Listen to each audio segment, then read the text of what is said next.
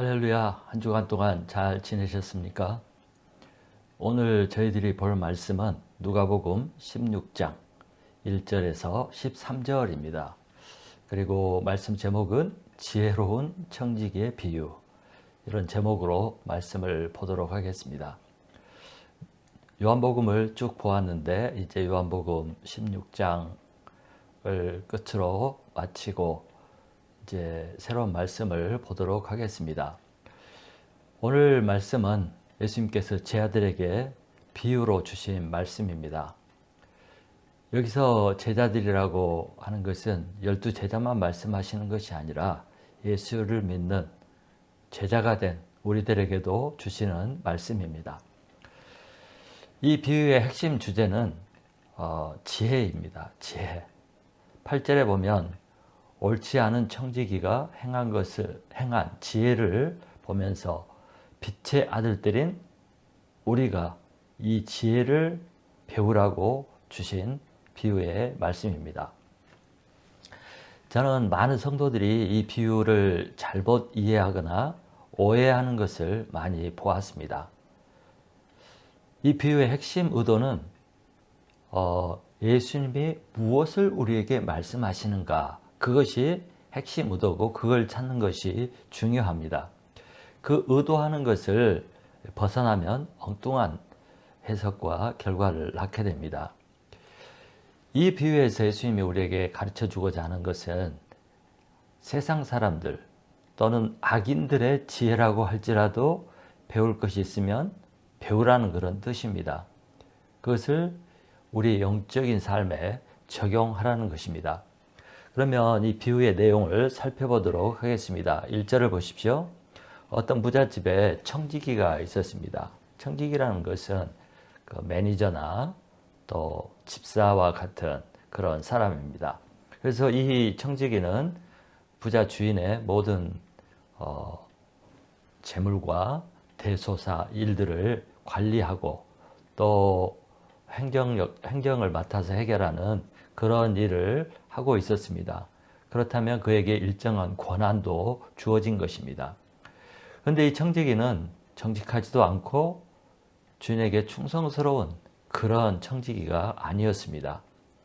주인에게 이익을 주고 도움을 주고 주인이 맡고 의지하는 만큼 책임을 다하는 그런 사람이 아니라 주인에게 손해를 끼치고 주인의 것을 자기 것인 것 마냥 해결하고, 그래서 또 사사로이 주인의 재물을 낭비하는 그런 사람이었습니다. 한마디로 주인을 속인 거죠. 2절을 보십시오. 내가 네게 대하여 들은 이 말이 어찌 됨이냐. 내가 보던 일을 세마라. 청지기 직무를 계속하지 못하리라. 결국 청지기의 나쁜 행실들이 드러나고 말았습니다. 주인의 귀에 다 들어가고 만 것입니다. 결국 주인은 청지기에게 해고를 통지했습니다. 그리고 그동안 했던 모든 일들을 결산하라고 이렇게 한 것입니다. 결국 청지기는 해고를 당하게 되었고 그동안 자신이 맡아서 했던 일들을 다 주인에게 보고해야 됐습니다. 그리고 이 보고가 끝나면 그는 해고되고 이제 쫓겨나게 된 것입니다. 그러면 이런 위급한 상황, 청지기에게 있어서는 이제 해고되고 직업을 잃게 되고 또 잘못된 것에서 책임을 져야 하는 그런 위기 상황에 처하게 되었습니다. 이때 청지기가 한 일이 무엇입니까? 자, 3절을 보시기 바랍니다. 3절. 청지기가 속으로 이르되 주인이 내 직분을 빼앗았으니 내가 무엇을 할까? 땅을 파자니 힘이 없고 빌어먹자니 부끄럽구나. 해고 통지를 받은 불의한 청지기는 앞으로 자신이 어떻게 살아야 될 것인가 생각하니 앞날이 캄캄했습니다. 나이가 먹어서 이제 노동할 만한 힘도 없었고 또 돈을 많이 모아서 일을 안 해도 먹고 살 수 있는 그런 상황이 아니었습니다. 어떻게 할까? 이런 생각을 하다가 그가 기발한 생각을 하게 되었습니다.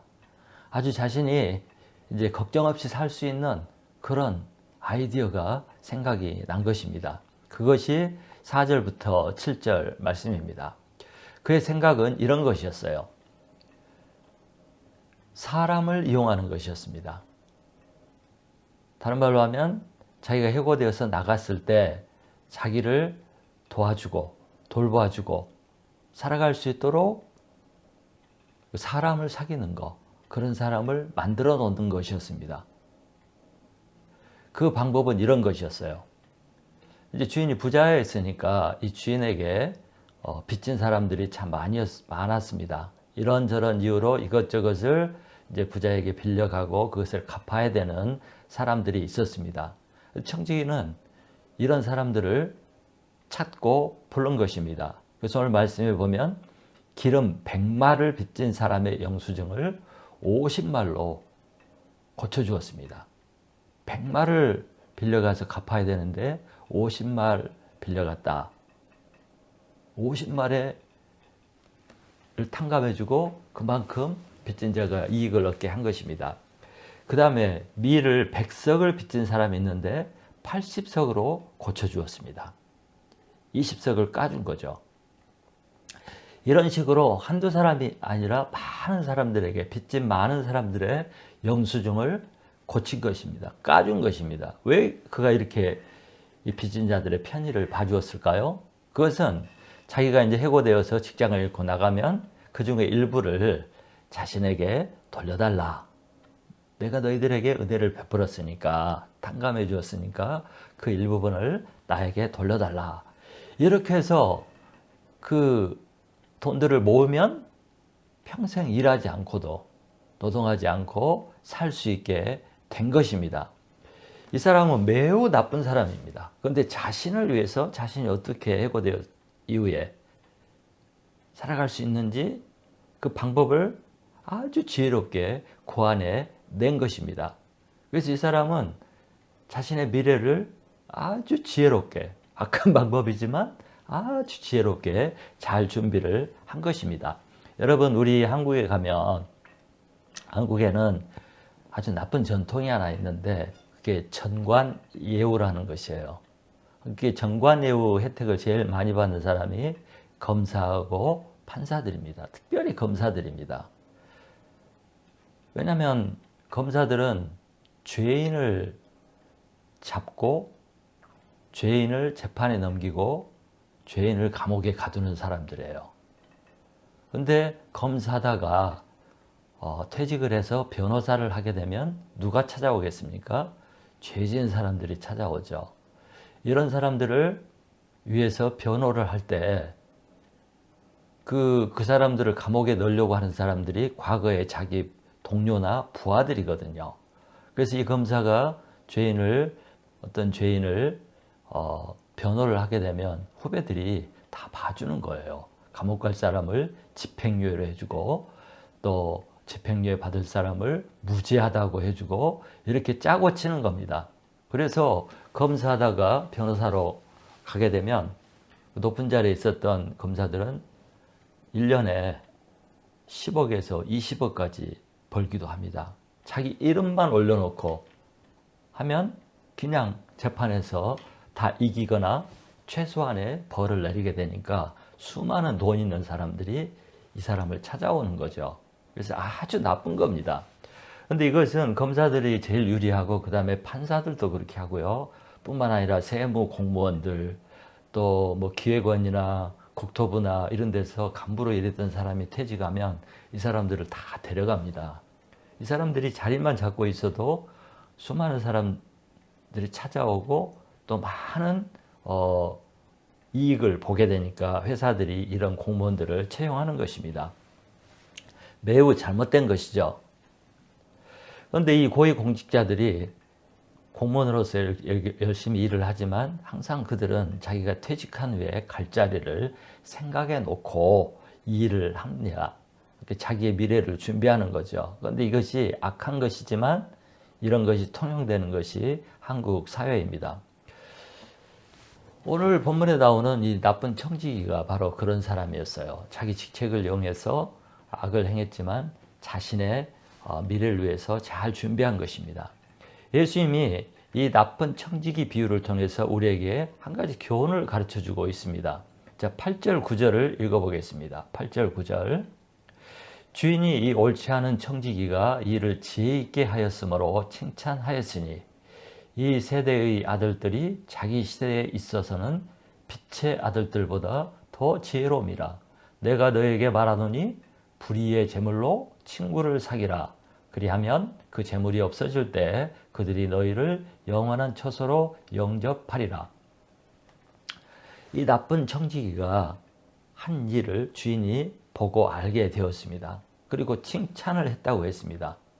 이 말의 뜻은 이 청지기가 좋은 일을 했다거나 선한 일을 했다거나 잘한 일을 했다고 하는 것이 아닙니다. 나쁜 일이지만, 방법이 나쁘지만 주인이 볼 때 이 청지기란 놈이 자기가 살기 위해서 쓴 꾀를 보니까 참 머리가 좋구나, 참 기발하구나, 자기 살기 위해서는 참 똑똑한 아이디어를 쓰는구나, 이것을 칭찬한 거예요. 그 자체가 선하다는 것이 아니에요.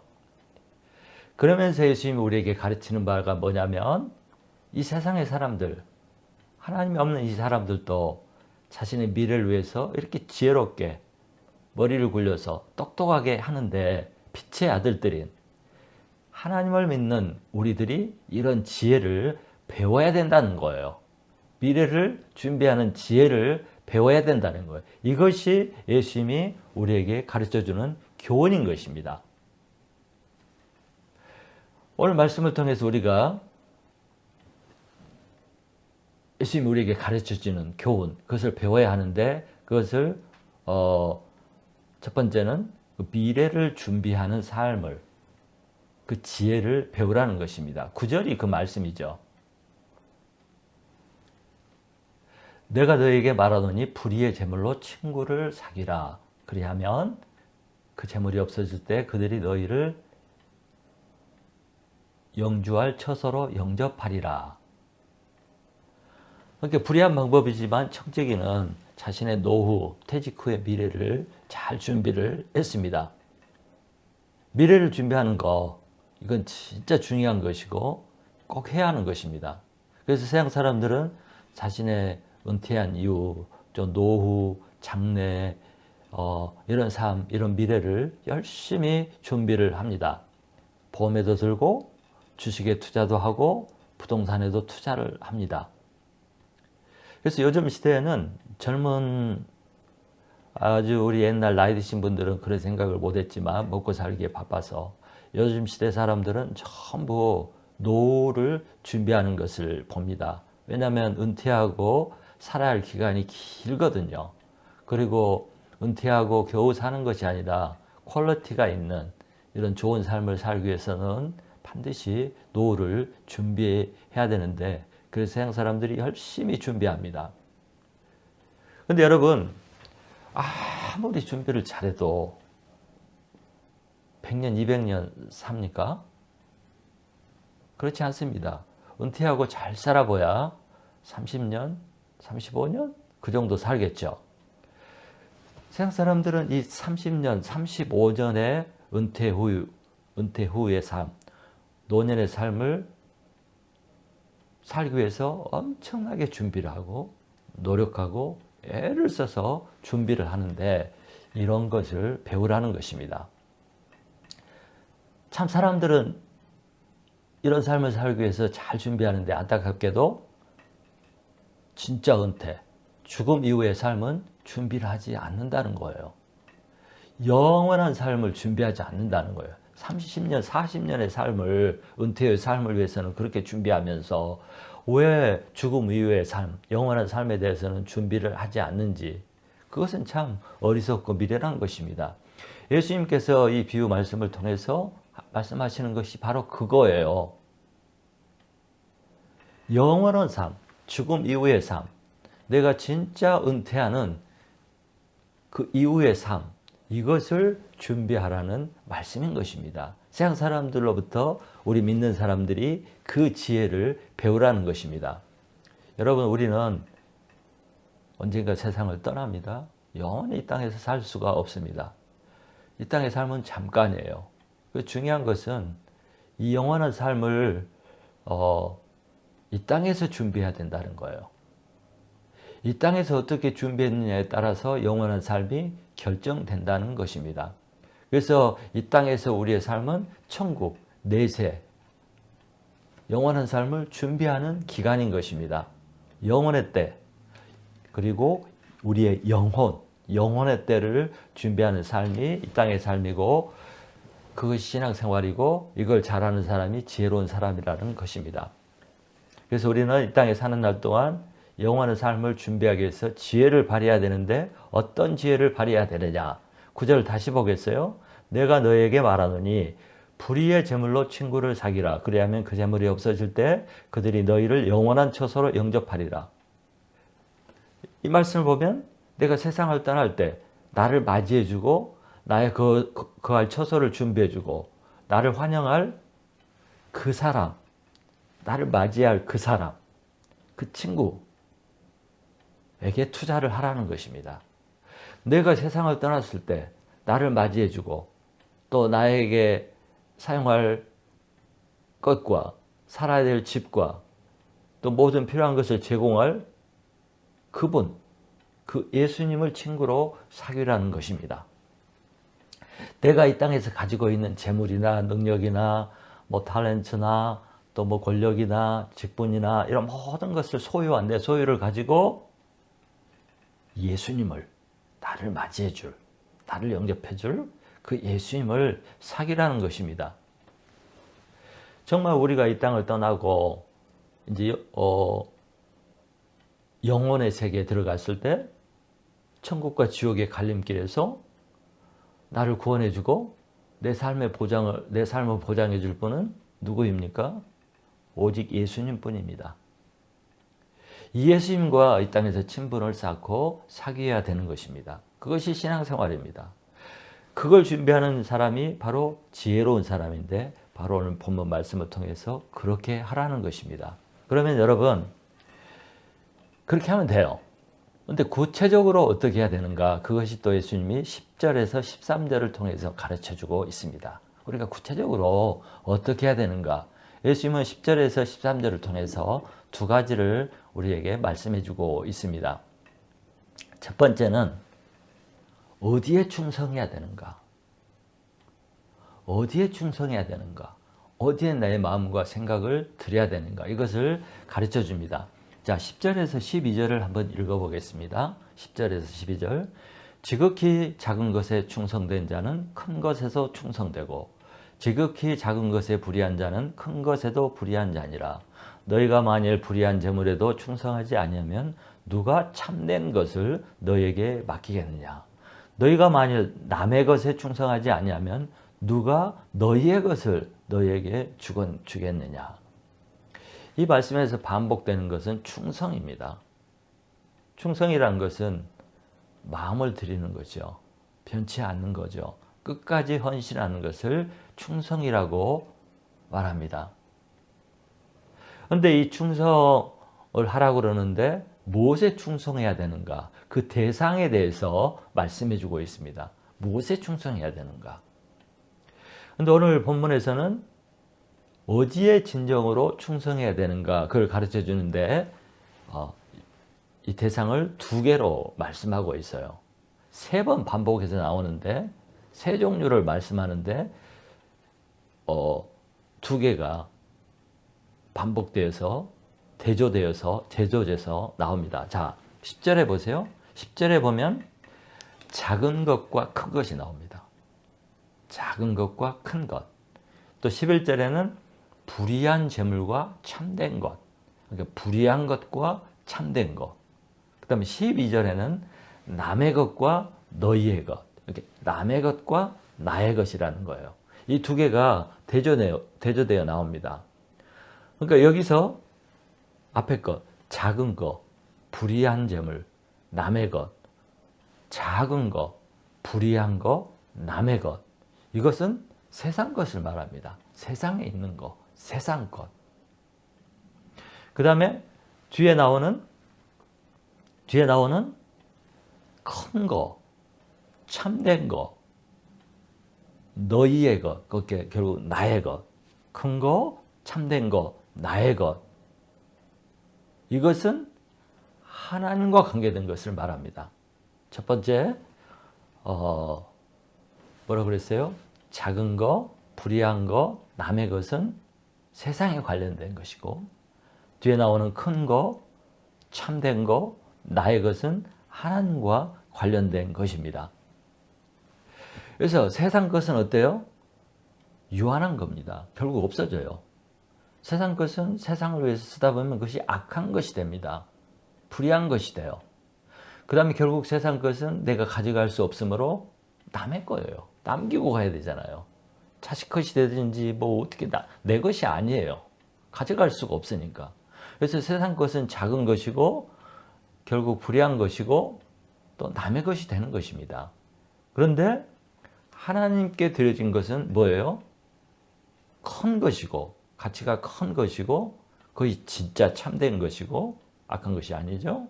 결국 나의 것이 됩니다. 그걸 내가 소유하게 되는 거예요. 이렇게 예수님께서 대조를 하면서 이 두 개 중에 어느 것에 충성을 하겠느냐, 어느 것에 충성을 해야 되느냐, 그것을 말씀해 주고 있어요. 예수님은 이 두 가지 중에서 큰 것, 참된 것, 결국 내 것이 될 것에 충성하라는 거 말하고 있습니다. 이것이 지혜 있는, 똑똑한, 머리 좋은 사람들이 할 수 있는 거예요. 왜요? 진짜에다 충성을 해야죠. 큰 것에다 충성을 해야죠. 내 것에다 충성을 해야죠. 이것이 지혜예요. 여러분, 불의한 청지기는 세상 것, 그 다음에 남의 것, 또 가져갈 수 없는 것, 영원히 가져갈 수 없는 것에 충성을 했습니다. 거기에 머리를 짜내가지고 애를 쓰고 대비한 거예요. 그렇다면 우리는 더 똑똑해야 되지 않겠습니다? 더 똑똑한, 세상 사람보다 더 똑똑한 건 뭐예요? 참된 거, 큰 거, 영원히 내 것이 될 거. 거기에 충성하는 사람이 세상 사람보다 더 지혜롭고 똑똑한 사람이 되는 것입니다. 여러분, 미련한 사람이 어떤 사람이냐면 작은 것을 붙들다가 큰 걸 놓치는 사람이에요. 또 미련한 사람은 불의한 것을 붙들고 있다가 참된 것을 놓치는 사람입니다. 또 미련한 사람은 남의 것에 그렇게 충성했는데 결국 아무것도 가져가지 못한 사람, 결국 자기 것을 놓치는 사람, 이것이 미련한 사람입니다. 그래서 우리가 똑똑해서 지혜로워서 정말 어디에 충성하느냐, 이걸 알아야 되는데 그것은 바로 불의한 거, 세상 거, 없어지는 것에 충성할 것이 아니라 영원한 거, 큰 거, 나의 것에 충성하는 것입니다. 그것이 바로 우리 예수님을 잘 섬기고 따르고 예수님에게 헌신하고 충성하고 예수님을 위해서 쓰고 사용하고 그래서 예수님과 잘 교제하고 친구 맺는 거, 그것이 지혜로운 것입니다. 세상 것을 가지고 영원한 것을 사는 거예요. 세상 것에 투자를 해서 영원한 것을 얻는 거예요. 이 불의한 재물, 정말 이 재물은 잘 쓰면 유익한 거고 잘못 쓰면 불의한 거죠. 이 재물을 참된 것에 사용하면 이 재물이 좋은 것이 되는 것입니다.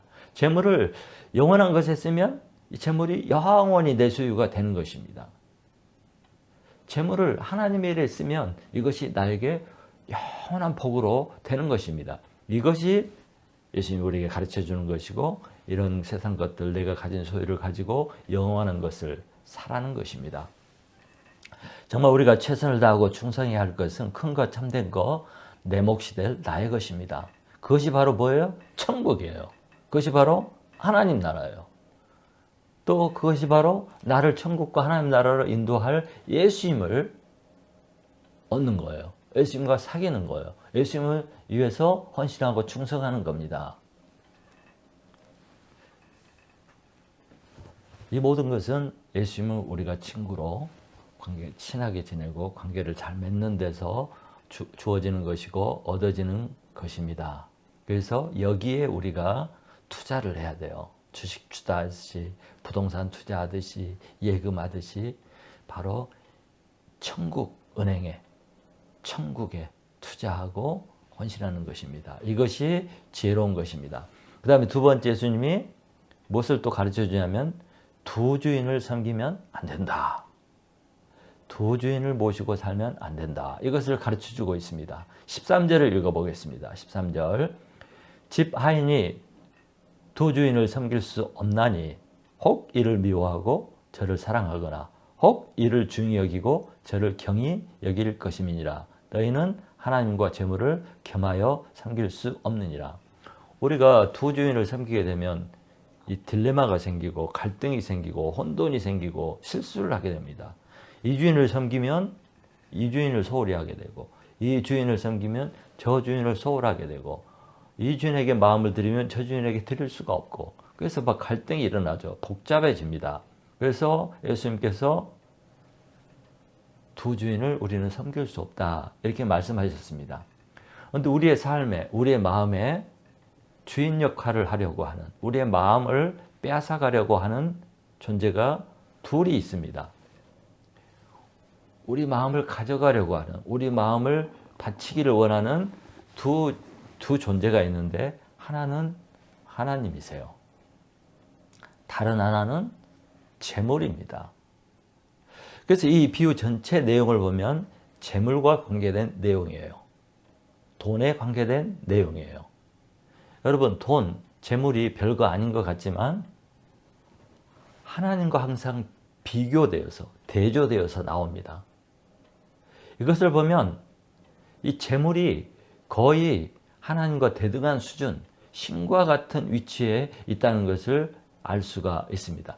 재물 그러지만 실상은 하나님과 재물이 대조되고 경쟁하고 서로 내 마음의 자리를 차지하려고 서로 주인이 되려고 하는 것입니다. 문제는 재물이나 하나님의 문제가 아니라 내 마음이 그렇다는 거예요. 그래서 재물은 간단한 문제가 아닙니다.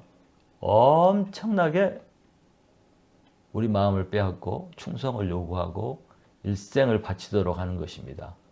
재물이 간단한 문제가 아니에요. 이 재물, 결국 탐심 문제는 아주 심각한 문제인데 우리 13절까지 오늘 본문인데 14절에 보면 바리새인들은 돈을 좋아한다고 나옵니다. 바리새인이 어떤 사람이에요? 하나님밖에 모르고 모세오경을 철저하게 지키고 정말 경건하게 살고자 애를 쓰는 사람임에도 불구하고 돈을 좋아한대요. 이 말씀은 돈 안 좋아하는 사람이 없다는 말이에요. 돈에 강한 사람이 없다는 거예요. 모든 인간은 돈과 물질을 사랑합니다. 왜요? 이 돈이, 재물이 우리에게 모든 것을, 우리가 원하는 모든 것을 가져다 주고 모든 것을 채워주고 모든 것을 이루어 줄 수 있다고 생각하기 때문에 그래요. 돈이 있으면 권력도 살 수 있고요.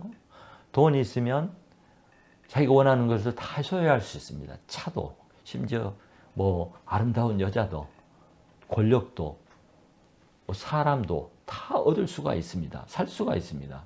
그래서 그 결과 이 돈이 우리에게 행복을 주고 기쁨을 주고 만족을 주고 이렇게 해줄 수 있다고 사람들이 생각을 하는 거죠. 그래서 이 재물이 거의 신과 같습니다. 모든 것을 주는, 인간을 행복하게 해줄 수 있는, 모든 것을 이룰 수 있는 신과 같은 영역으로 받아들여지고 생각하는 것이 재물이에요. 그래서 성경에는 재물과 하나님이 이렇게 대등하게 나옵니다. 그래서 사람들은 이 재물을 신으로 여기고 이 재물을 얻기 위해서 재물에 충성하고 헌신하고 일생을 바칩니다. 그래서 이 재물은 현대의 신이라고 할 수 있어요. 신. 여러분, 재물이 얼마나 무서운 거냐면 우리 조상인 아담과 하와도 이 탐심, 선악과, 재물에 넘어간 것입니다. 아브람과 사라도 믿음으로 출발했다가 그 가나안 땅에 흉년이 들자 애굽으로 피난을 가고 말았습니다. 첫 시험이 물질 시험이었어요. 먹고 사는 거.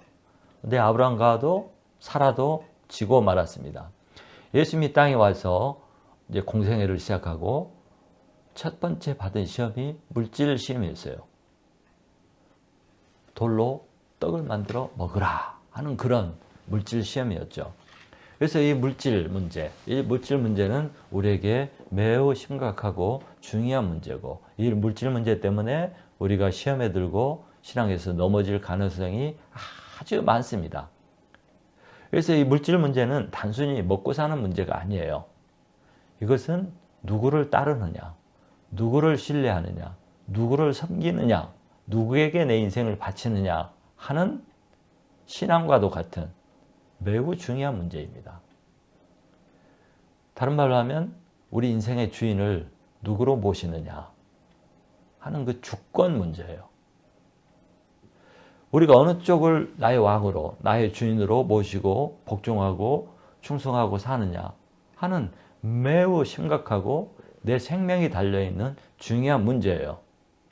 그래서 잘못하면 우리가 예수님보다, 하나님보다 물질을 숭배하고 물질을 우상화하고 물질에 내 인생과 내 생명을 바쳐버리는, 물질이 신이 된 그런 사람으로 타락하고 그쪽을 선택하며 살게 될 수 있는 것입니다. 그래서 물질에 대한 우리의 태도가, 돈에 대한 우리의 태도가 매우 중요합니다. 이 돈과 물질을 어떻게 대해야 하는가, 이 돈과 물질을 어떻게 써야 하는가, 돈과 물질을 어느 자리에 어떤 위치에 놓아야 하는가, 이건 매우 중요한 거예요. 이걸 잘못 놓게 되고 잘못 취급하게 되면 망합니다. 이것이 분명한 사람이 신앙이네요. 이것이 분명할 때 지혜로운 삶을, 망하지 않는 삶을 살 수가 있습니다. 여러분, 한 나라에 왕이 2명이 있으면 어떻게 되죠? 왕이 2명이 있으면 내전이 일어납니다. 전쟁이 일어납니다. 혼란이 생깁니다. 결국 망하게 됩니다. 여러분, 우리 마음에 2 왕이 있으면 어떻게 되겠습니까? 우리 안에 전쟁이 일어납니다. 혼동이 일어나고 갈등이 일어나고 분열이 일어나서 행복할 수가 없습니다. 평화와 안정과 행복이 깨어지게 됩니다. 여러분, 우리의 왕은 오직 예수님밖에 없습니다. 예수님만이 우리의 왕이고 주인이 되어야 합니다. 다른 어떤 것도 우리의 왕이 될 수도 없고, 우리 마음을 빼앗아갈 수 없고, 우리가 마음을 들여 충성할 어떤 것도 예수님 외에는 없습니다. 이렇게 돼야 되는 거예요. 한 주인만 섬겨야 되는 거예요. 다른 것은 모두가 재물은 우리가 하나님을 섬기고 예수님을 따르기 위해서 사용해야 될 수단과 도구일 뿐입니다. 하나님 영광을 위해서 사용하는 수단과 도구예요. 그런데 이것을 주인으로 모시고 산다면, 아니면 또 예수님과 이 재물을 겸하여 섬긴다면 심각한 문제가 발생하게 되고 비극적인 결과가 나오고 결국 망하는 것입니다. 그래서 이것은 미련한 거예요. 바보 같은 사람이 하는 거예요. 결국 예수님이 오늘 우리 비유를 통해서 우리에게 가르쳐 주시는 것은, 우리가 이 땅에 살 때 어떻게 살아야 되는가, 무엇을 위해서 살아야 되는가, 어디에 충성을 해야 되는가, 어떻게 죽음 이후의 미래를 준비해야 되는가, 이것을 가르쳐 주고 있습니다. 이게 지혜죠.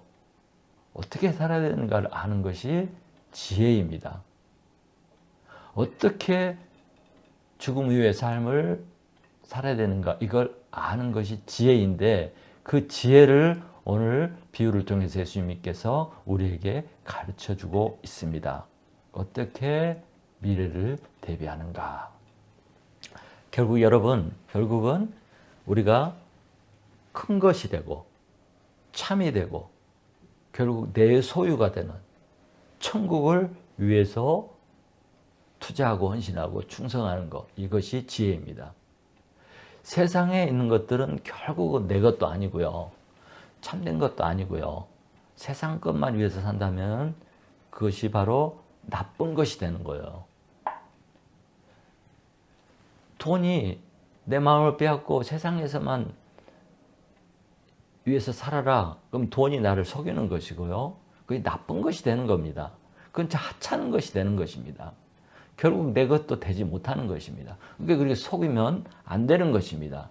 그래서 내 인생, 내 소유, 내 가진 것을 가지고 천국에 투자하는 것, 이것이 지혜이고, 그렇게 하는 방법은 이 땅에 있는 동안 예수님과 친분 관계를 잘 맺는 것입니다. 이것이 지혜로운 사람이고 미래를 잘 준비하는 사람이라는 것입니다. 예수님께서 우리에게 이걸 가르쳐 주셨는데 이것이 얼마나 복인지 몰라요. 우리는 이걸 잘 모르고 살아왔고 또 어리석게 살 수밖에 없었습니다. 그런데 예수님께서 이 땅에 오셔서 우리에게 무엇을 위해 살아야 되는지, 무엇을 준비해야 되는지, 어디에 투자해야 되는지 이것을 우리에게 가르쳐 주었단 말이에요. 이 비밀을 우리는 알게 되었습니다. 그래서 우리는 정말 복받은 인생이 되고 지혜롭게 살 수 있는 그런 사람이 된 것입니다. 이것이 예수님이 또 이것이 성경을 통해서 우리에게 하나님이 가르쳐주고 있는 것입니다. 사랑하는 성도 여러분, 배웠습니다. 깨달았죠? 어떻게 살아야 되겠습니다. 예수님이 가르쳐준 대로 지혜로운 사람, 지혜로운 삶을 사는 저와 여러분이 돼야 되지 않겠습니까? 결국 이 땅을 떠나고 죽음 이후에 지옥과 천국, 하나님 나라와 지옥을 맞이하게 되는데 어디에 들어갈 수 있겠습니까? 어디에 우리가 들어가야 되겠습니까? 누가 우리를 맞이하게 되겠습니까? 예수님입니까? 마귀입니까? 이 비밀을 오늘 예수님께서 우리에게 가르쳐 주셨는데 이것을 심각하게 받아들이고 이 미래를 준비하는 저와 여러분이 되시기를 간절히 축원합니다.